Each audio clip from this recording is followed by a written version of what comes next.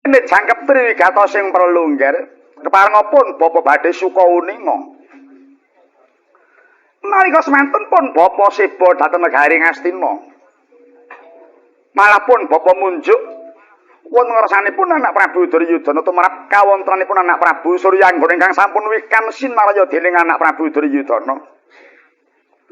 Nalika semanten anak Prabu Kurupati nate paring dawuh menawi anak Prabu Suryanggana kelampahan bedah ngamarta tumuli badhe dipun paringi atmajanipun anak Prabu Duryudana namipun Lesmanawati. Pun Bapa namung ngemutaken anak Prabu Kurupati paring wangsulan kepareng badhe maringaken atmajanipun putri weton anak Prabu Suryanggana sampun tuntas kesagahanipun. Nadyan to ngamarta sampun kelampahan bedah Pandhawa sampun sirna nanging taksih wonten cikawaning Pandhawa inggih menika para atmajanipun Pandhawa ingkang dereng kantenan kabulan kawusananipun. Dereng ngantos tutuk anggenipun nimbal pangandikan ketungka anak kula pun Jayadrata ingkang wangsul. Ngaturaken ketiwasan bilih negari ngamarta wekdal mangke sampun kenging karebat malih kaliyan serayanipun para atmajaning Pandhawa. Nem-nemen namipun Bambang Partadewa. Panjenenganipun anak Prabu Kurupati badhe tedhak piyambak dhateng Ngamarta nanging kula duwa ngemuti bilih perkawis menika dados kesagahanipun anak Prabu Suryanggana. Mila nggih nggih. Semengko pun Bapa Sukalima marak anak Prabu Suryanggana. Wekdal mangke monggo anak Prabu kula suwun keparenga angrebat wangsul malih negari Ngamarta saking cengkremaning Bambang Partadewa. Pun Bapa ingkang sagesabiyantu nggih anak Prabu. Nyat langening kalang nyiwana gelar pandamun cara Jinondar kakoneng surem sorote tanpa adang kasorolan pacaring purnameng gekono kasare mongso kami kohimo hanaweng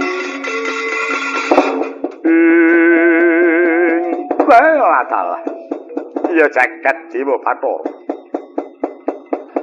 wijang wijeling wicara sabanipun Bapa Penemban sampun kula tampi datan wonten ing karempit.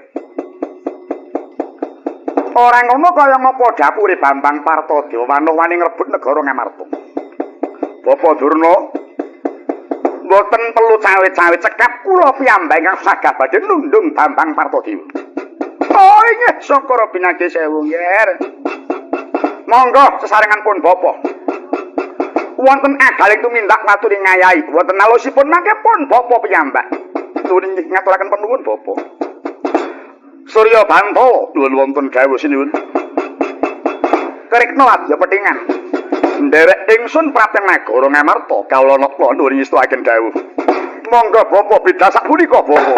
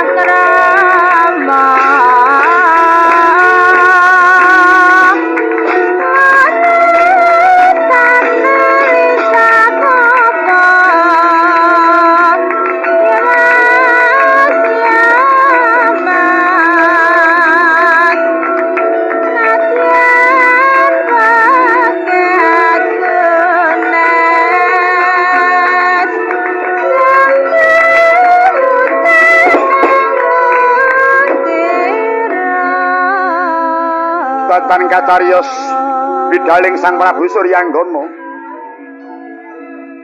Pinaka sampeting lampahan inggih menika ta ing pandhapi nagari Ngamarta. Katingal Bambang Partadewa pinarak Anggana raras. Nedengipun ngeningaken penggalih katungka sawanipun Sang Abimanyu.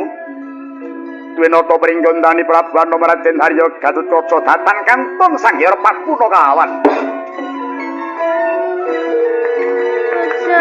Mencari balong randaning kelapa.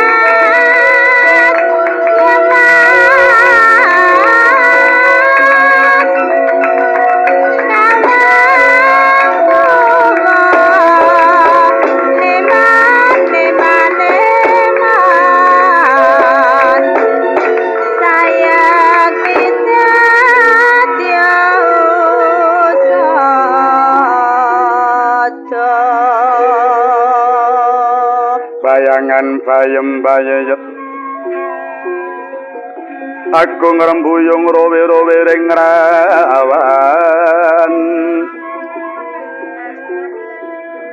para taruturi karandang gondang gedondong dendeng asanding dungdungan kude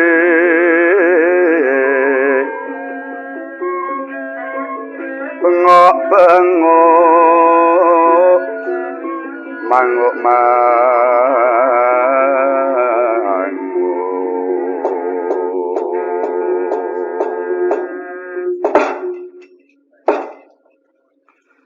sawetara anggonku lelenggan iki ana satriya ingkang rawuh Raden Padha Raharja Sowanira.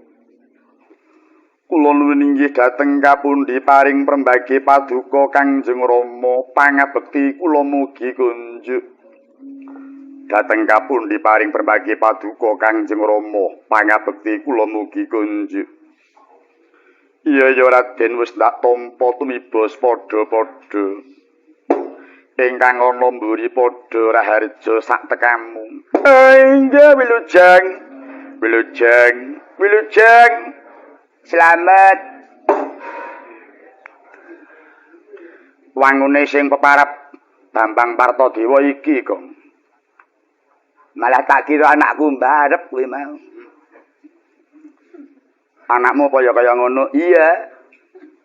Ya pas kuwi. Olehmu nyumentono di anakmu kok tiru kaya kuwi, ayo kebagusan kuwi no. Sawise satata lenggah kisanak ingsun ndangu sira iku sapa? Menawi ndangu kalian kula Rama kula pun Abimanyu wingking saking Plangkawati. Kula saking Pringgondani nami kula Gatotkaca. Apa isih kula warga negara Ngamarta kene kula ninggih. Kula menika atmajanipun Kangjeng Rama Arjuna. Kula atmajanipun Kangjeng Rama Werkudara. Oh, kalingane si atmajaku dhewe nggih. Ditepungake pun Bapa Bambang Partadewa. Kawula ninggih. Ingkang ana mburi padha ngaku dhewe-dhewe. Nami kula Semur. Semir. Semar. Wah, ngarani jenenge dhewe kok keblasok. Pokoke anggere jam ngene iki akeh klerune kok. Arang-arang sing teteh. Sing ora-ora.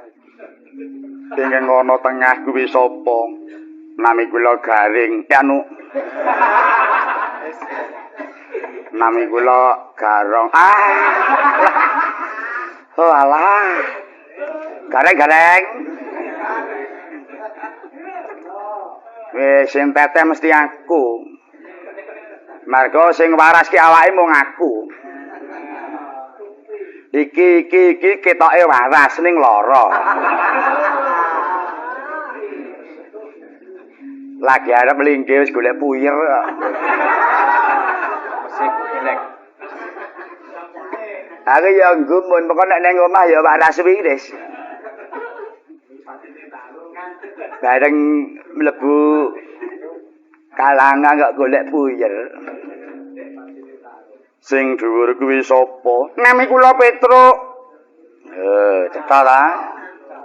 Cethong waras. Waras tur ya gembel ya mesti cetha. Ingkang ana pungkur sapa? Kula Bagong. Nah, kuwi ya rada waras. Ana wigati apa kula Abimanyu sowan mring Praja Ngamarta. Kawula nuninggih Kangjeng Rama sumengganipun ingkang putra Abimanyu. Kajawi kula ngaturaken pangabekti duh Kangjeng Rama keparenga kula badhe nderek suwita paduka Kangjeng Rama. Kahanggepa kula warga tan perbeda kados Kakang Mas Pancawala sakadang. Inggih Rama keparenga kula badhe nderek suwita. Mboten ketang kula dipun dadosaken juru panyethik latu kula nderek. Kula nggih badhe nderek suwita. Mboten ketang dipun dadosaken nata gangsa kula nderek. Tinimbang wonten griya nganggur, Den.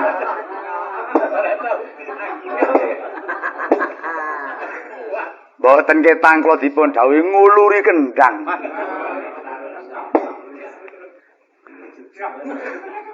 Ganti lulang gelis jebol ngono kuwi kok.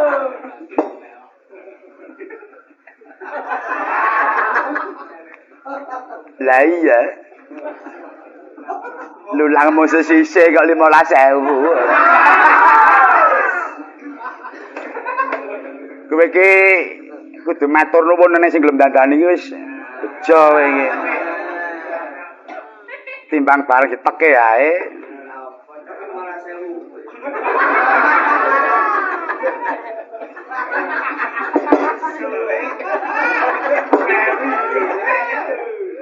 Molo gareng. Mula kowe uga bakal suwita nggih. Kula nderek suwita Andara. Kula nggih badhe nderek suwita. Bagong kepiye? Mengke timbangane kabeh melu ngriki ndak perang batin. Kula terima mboten mawon. Kowe suwita mboten kok ora ki kena. Kula niki nek kumpul kalih Petruk mboten tau rukun. Nek nyang ngoten nggih bareng. Kula pun tau jor-joran murah.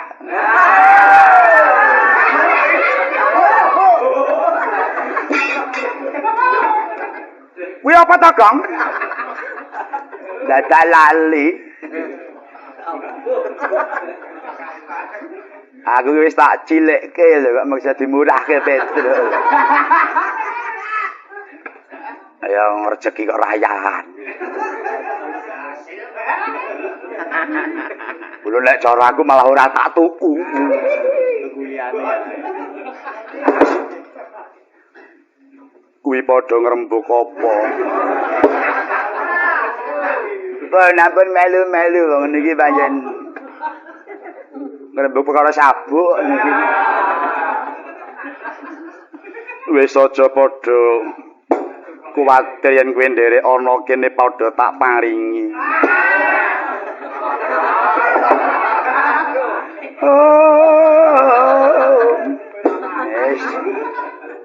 Malah kepayon iki.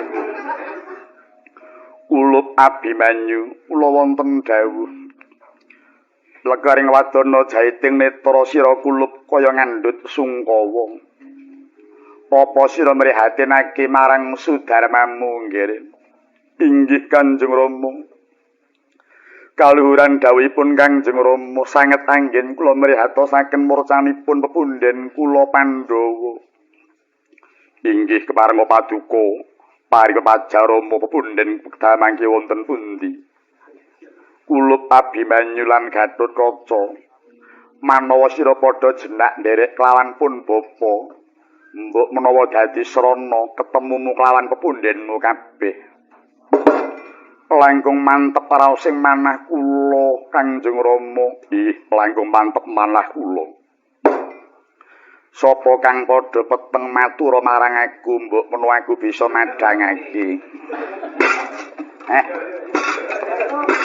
mumpung entuk banyu bening. Saja iki satriya awas. Kula nuwun sewu. Ndara ana apa? Kula badhe nyuwun tulung. Kula menika kecalan ayam. Babon sak kuthukipun rampung. Lan juga aku.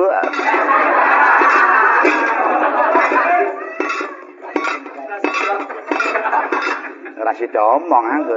Ora sida sira wedake, Bang. Wis tak dol. Kene wis tak kei dite. Oh, 50 kae. Iya, enak dit kuthuk. Kulup Abimanyu lan Gatotkaca mara padha semenia sawetara wangune kene arep ana tamu. Narpati Darma Putra Nyang Danan Jaya maturing Raka Narendra Harimurti.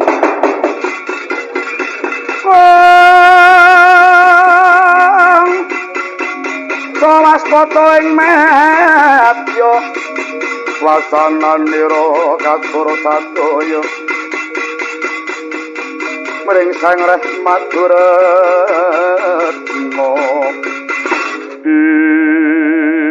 Prapaning Pandhita Sukalima Dasiwan Durna.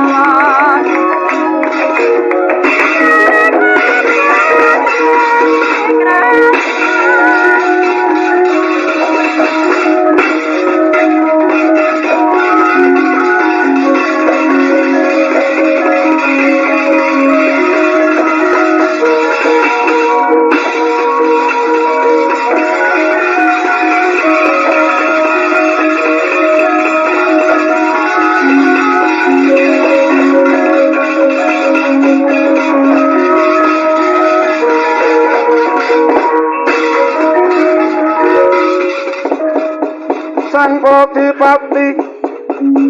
Sumiring napeng mandraka maring pakuwon tansah wirang-rong ing margi Sarpati saya hanggung kakakas singgalih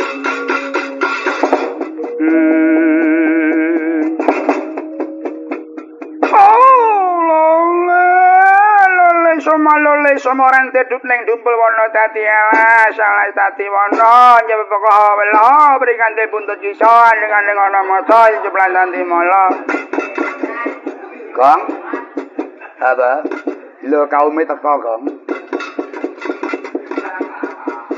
kaum ora mandi siapa dah turna Anggere wis lole iki nek Durna. Wong elek padha menengo. Aku lagi ana keperluan sing wigati. Oh, menengo.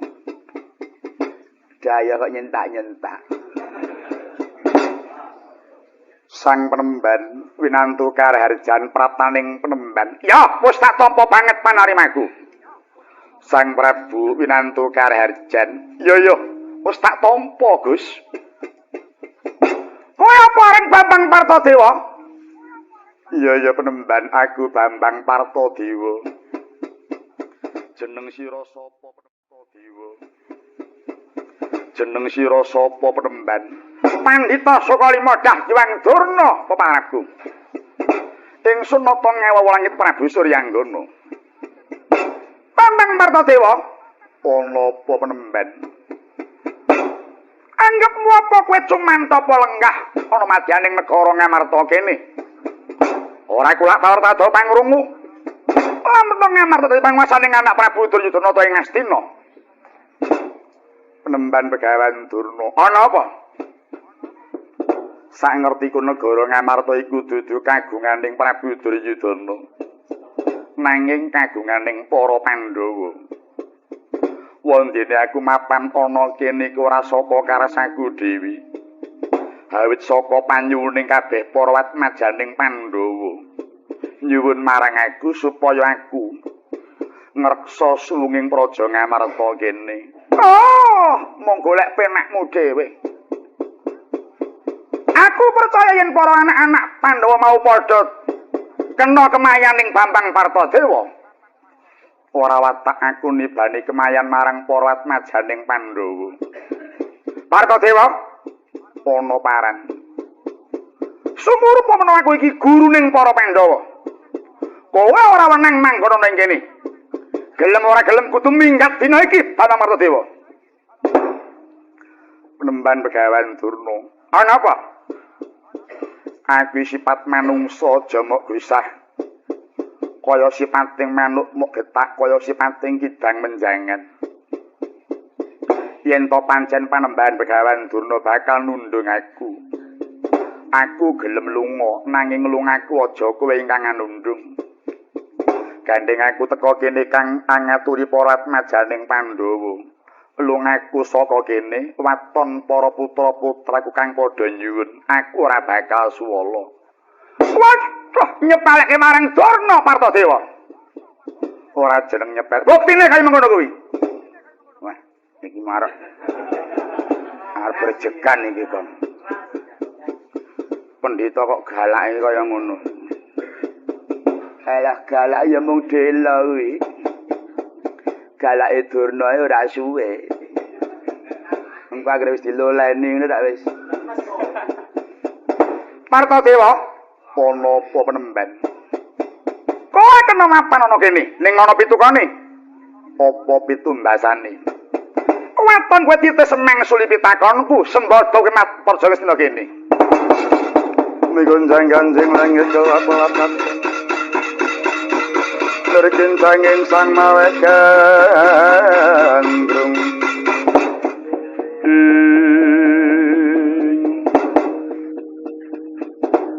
Mara Penemban enggal keparenga mundhut pirsa mbok menawa aku bisa atra wangsulan marang pamundhuting Penemban ing Sukalima. Mara wangsula pitakonku. Padang ngungkuli srengenge kuwi ngendi dununge? Dhuwur ngungkuli langit kuwi ngendi dununge? Abot ngungkuli bumi kuwi ngendi nggone? Rikat ngungkuli kilat kuwi ngendi papane? Ketel ngungkuli suket kuwi ngendi nggone? Panas ngungkuli panas sing geni neraka kuwi ngendi papan panggonane? Lembut ngungkuli banyu kuwi ngendi nggone? Hayo wangsulana. Ora iso mangsuli kowe. Ayo tak ngene nek iso kowe. Pendhita sekti kok arep kembali ora iso kowe. Ayo kowe. Ora iso. Kudu nyawat botoke kok ngene. Kene urung wangsul kono malah ngreweteh. Wis ora iso aku kang rembug kowe nyepak bendho. Aku tak nyepaki watu. Lho dikethok tak lambarane watu.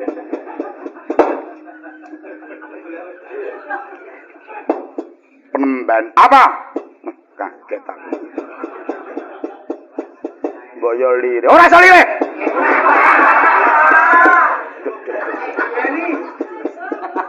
Engko anggere pedhot napase. Yen pancen penemban dangu, padhang ngungkuli srengenge iku mapan ana padhange ngati. Apa mengkono? Terusna. Dhuwur ngungkuli langit iku katresnaning bapa marang anak rabine. Wondene abot ngungkuli bumi iku katresnaning biyung marang anak putune. Rikat ngungkuli kilat iku mapan ana ciptaning manungsa. Ketel ngungkuli suket iku dumunung ana gagasaning manungsa. Wondene panas ngungkuli genining neraka iku mapan ana napsuning manungsa. Lembut ngungkuli banyu iku mapan ana bebudening manungsa. Apa mengkono penemban? Lole. Gimbal waloh. Menyar. Bari kebatang plentas-plentus. Siapa sing melas-mentus? Oh, ngopani rembugmu, Kang. Wis ta ndang ayo bendone cepakno. Aku tanggo watune. Ketok lambare watu. Mak. Getihe wadahe pengaron. Aku kok padake wedhus. Nungso elek. Lole. Ora tenan ta lole ta. Ora sida. Dijabel. Bambang Partodewa. Ana paran Prabu Suryanggana. Kurang adil lamun to sira ora takon marang guruku. Mara coba saiki Bambang Partodewa takono marang guruku. Oh iya ayo takono. Takono. Yen nganteku titis mengsuli kowe minggat sak anak rabimu. Yen aku dikeparengake pitakon penemban mara coba. Aku nyuwun keterangan. Mungguh ana ngendi dununge sejatining pangan lan sejatining sandang. Wis mung iku kang tak suwunke keterangan. Ha welo. Lelo. Diwale. Sejatining pangan kuwi ya ana panganan sing enak-enak kuwi. Kaya to cap jahe. Pakelae. Sop.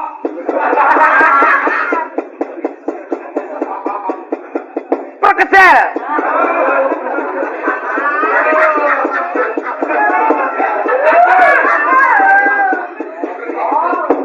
Pira mung badokane dhewe. Ayo mesti kuwi. Ayo cap jahe. Pakelae. Sop. Kuwi ya nyebutane ora tau tuku kuwi. Ya mung weruh wong tuku ngono. Terus pengen. Tos. Waduh. Bakong ngenyek karo aku. Sejatining sandang. Sejatining sandang ya ana sandangan sing larang-larang kuwi. Sing mampiar-mampiar kuwi. Wal. Pamatek.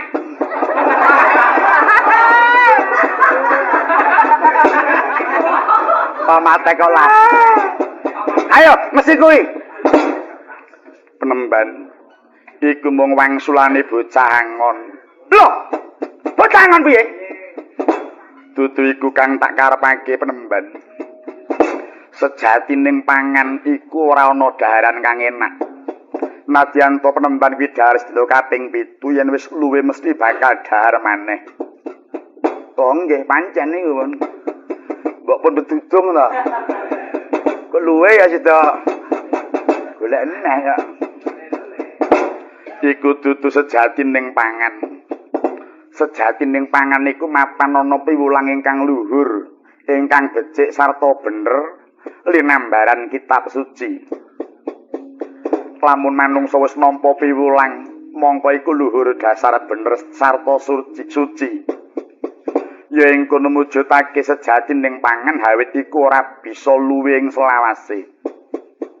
Malah kapala besok lamun seda ya iku bakal bisa kagawa pinangka dadi sangu swanana ngersane ngayunan. Iku munggo sejatining pangan. Wondene sejatining sandang iku ora ana sandangan kang edi lawan peni. Sandangan kang apik bisa suwek, nanging ana sandangan kang tan kenane ngrusak. Ana ngendi? Mapan ana tandang tanduk solah bawa muna-muning saben dinane.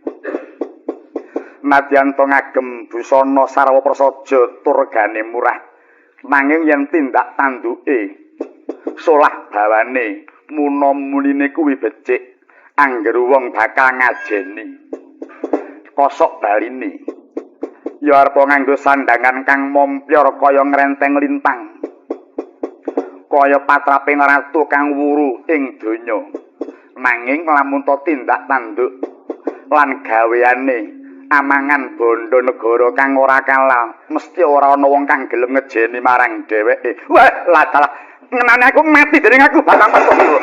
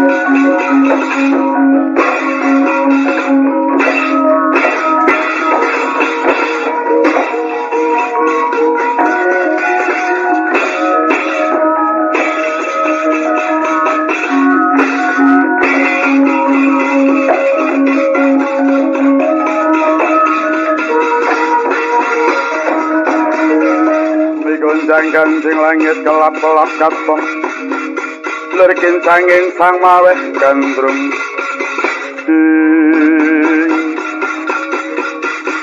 Bambang Partodewa aja bocah kang mok joake. Ayo kowe maju dhewe Partodewa. Aku ora bakal sungkan tanding kelawan Prabu Suryanggana. Mati dening aku, guys.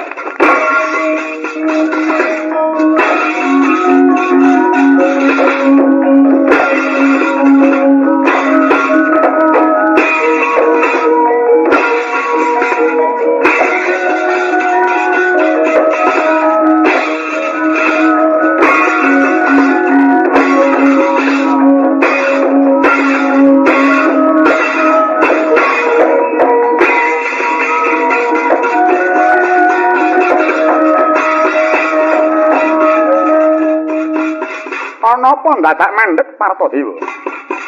Apa mok terusake nggonmu tumandang? Yen kowe rumangsa kalah ayo sumingkira. Yen kalah iku ora ya mung aku ngeman marang Prabu Suryanggana. Karepmu priye? Satemene aku nyumurupi lamun sira iku dudu sejati ning Narendra.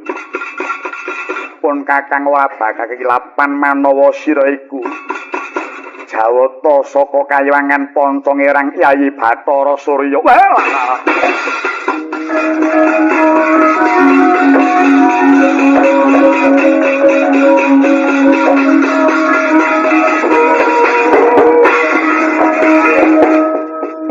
Kakang Bambang Partadewa banget ing panuwunku dene si Kakang wis ngrucat marang aku. Lan anggone kene mung bakal ketemu lawan si Kakang lan aku percaya marang tumindak ing Kakang Partada kang reksa negara Ngamarta. Gandeng wis ana ingkang ngreksa Kakang, kowe wis rampung kang dadi kewajibanku. Aku nyuwun pamit bali marang Kayuwangan Kakang Partadewa.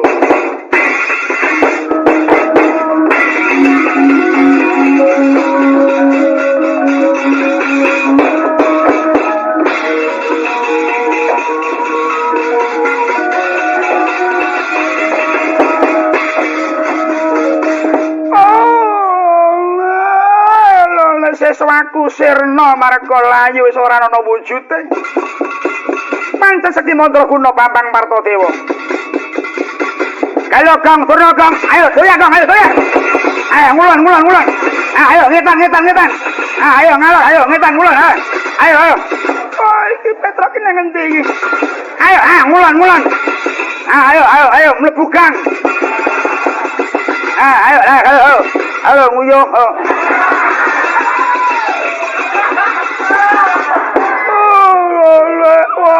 Lah wong elek dibanding tingkat dhuwur dhewe. Loro. Wong edan. Lho matur anak Prabu Duryudana aku.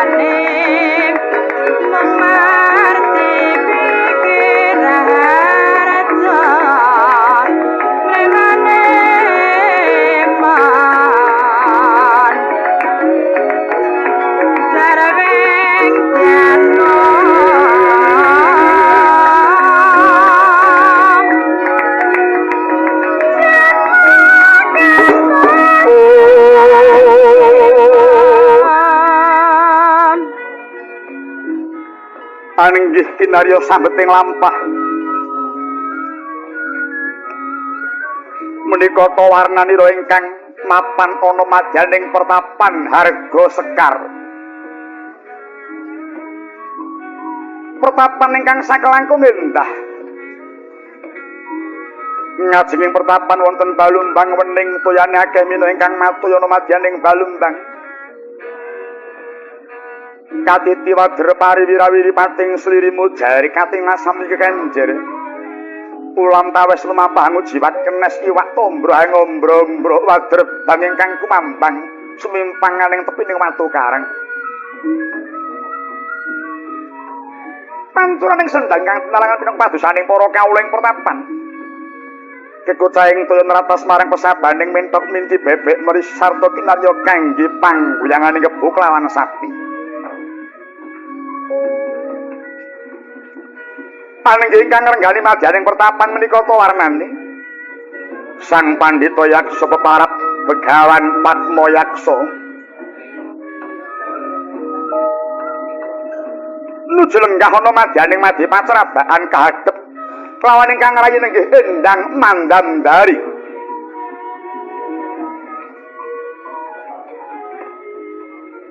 Nalika samana sang panemban arsa paring pangandika dhateng ingkang rayi teka mangkono wijiling sabda ingkang dereng kawiyosing lisan.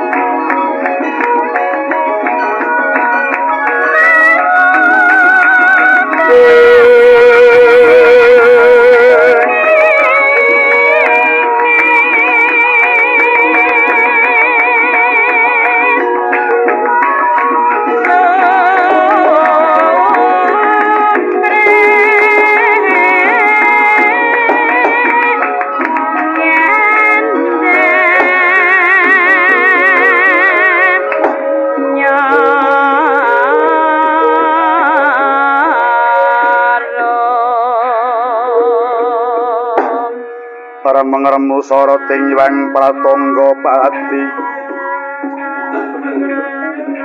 Himawan Seta Nawengi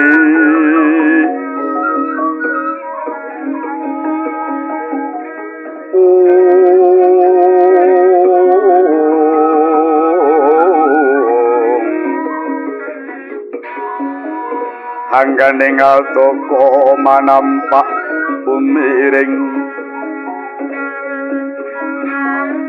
mawe serping saliro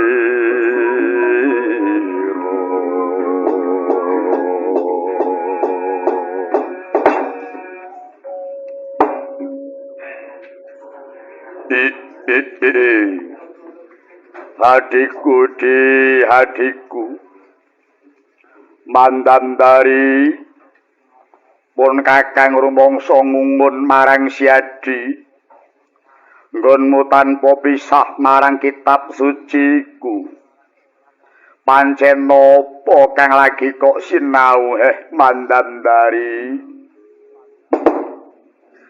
iya kakang ora kliru dawuhe kakang Begawan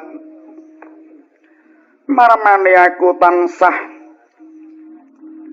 hanyanding marang Weda suci iki katinimbang aku mung kalingan karo sing lagi lunga mula becik aku nyinau marang Weda suci iki kakang lan uruhanana kakang menawa aku lagi nyinau bab dumadining manungsa Petela saya bisa nggamblangake pangerten kuing bab dumadining manungsa kakang. Bab kuwi to.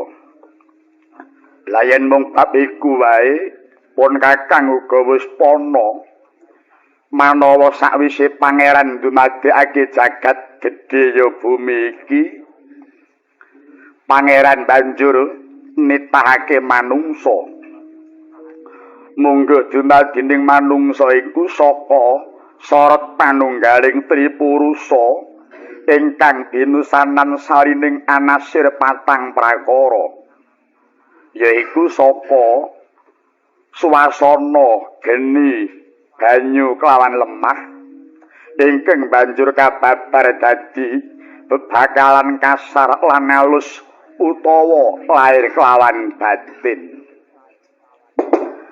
Iya Kakang pancen bener sabdaning Kakang Begawan, malah manawa ora kliru praboting kuwadagan diparingi Pancandriya, yaiku wujude pandulu, pangrungu, pangucap, pangambulan, pangrasa lan maneh pinaringan sedulur kang lumrahe sinebut nafsu patang prakara, yaiku lawamah, amarah, supiyah lan mutmainah. Lan tinambahan maneh sedulur telu kang ngumpul dadi sawiji mapan ana ing angen-angen, yaiku ingkang sinebut Pangaribawa, Prabowo kelawan Kemayan Kakang. Lako malah wis nreweteh temen kowe Edi. Wah, wangune pancen wis diantepi temenanan nggonmu nyinau marang Weda Suci iku.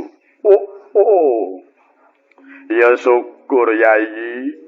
Manawa Si Adi wis ngantepi marang Weda Suci ingkang sira gilut iku. Wong iku nyatane isi pangolahing jiwa lan iku dudu kitab agama Yai. Kapara nyata apa kang dadi pangandikane Kakang Begawan. Lakarya kitab iki Kakang ingkang jumbuh karo atiku, ingkang tetela bisa ngipatake marang piwulang kang isih remeng-remeng, lan tetela bisa padhang saka piwulang kang kamot ana ing pustaka kang tak gawa iki. Ya mung aku kepengin banget Kakang nyumurupi bab tembung bebandan iku apa kang dadi werdine, lan mungguh kepriye kahanane wong kang kabondo iku Kakang. Mara coba keparenga Kakang paring dawuh. Manawa sira pitakon bab bebandan, sejatine sira iku uga ora mrutut saka bebandaning donya iki Yai. Dene tumalining bebandan mau saka pakartining pikir utawa cipta, lan obahe ngangen-angen ingkang anakake gegantan utawa gegambaran rupa-rupa tumrap kang kok senengi. Yen selawase sira isih tetep kelet kumandhel tresnamu marang barang kang ora langgeng iki, ing kono nyadapake tuwing rasa bungah susah, muring-muring, bingung, samar-samar lan sapanunggalane. Lan selawase bebantan isih tetep tumali ing jiwa lan ragamu, iku tetep dadi aling-alinging panunggalmu Yai. Lan banjur kepriye Kakang supaya aku bisa uwal saka ing bebandan mau? Manawa kepengin uwal saka ing bebandan mau, ora liya gegamane ya mung kudu nganggo pedhang hastasila. Waton iku kok tindakake kanthi temen tetela sira bakal uwal saka aling-alinging panunggal. Bebasan kang cinipta sira bakal dadi Yai. Tan samara pamoring suksma sinukmaya winah ya wing asepi sinimpen tawanging kalbu pambukaning warana kalen saking liyep layating ngali pindah pedating setengah sumusuping rasa jati eling-eling wanita ingkang lantip panggrahitane Nadyan namung sekelimak sabdan ingkang raka parandene ndang mandan dari samsaket matrapaken. Jigramang sasmedhi ndang mandan dari. Ning cipta ing maki mecat sukma ning alaka sang mandan dari.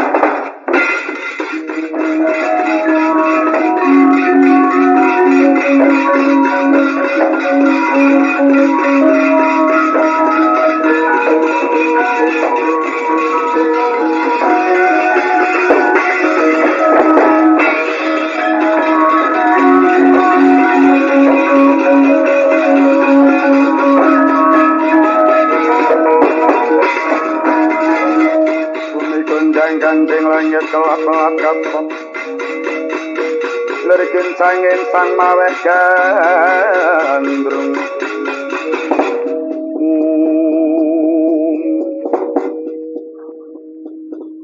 mandan dari pangrasaning pun kakang kaya durung wektune kowe bakal matrapake marang apa kang wis ndak dawuhake.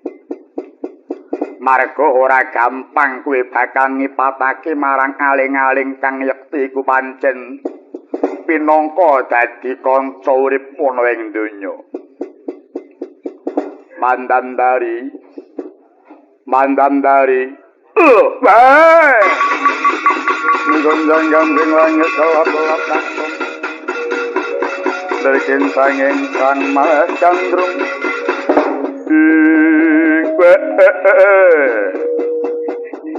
mandan dari kowe nilapake pun kakang jebul wis suwung ragamu. Prilakumu nek ora ndak tututi kowe mandan dari.